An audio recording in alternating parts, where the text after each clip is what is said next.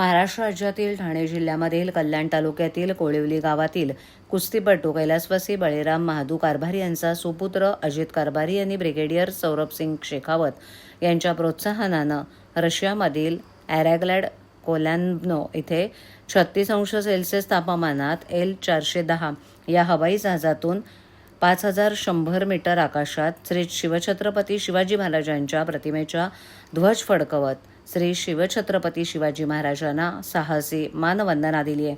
अजित हे प्रथम भारतीय नागरिक ठरलेत. सह्याद्री प्रतिष्ठान हिंदुस्थान या संघटनेनं महाराष्ट्र राज्याचे अध्यक्ष तसंच नागरी संरक्षण नवी मुंबई समूह ठाणेचे माजी मुख्य क्षेत्ररक्षक तथा ठाणे शहराचे विद्यमान आमदार संजय केळकर यांनी सर्वात पहिल्यांदा अजित कारभारी यांचा सन्मान करून त्यांना पुढील वाटचालीस शुभेच्छा दिल्या. अजित कारभारी हे ठाण्यातील नागरी संरक्षण दलात चीफ वॉर्डन म्हणून कामावर रुजू आहेत.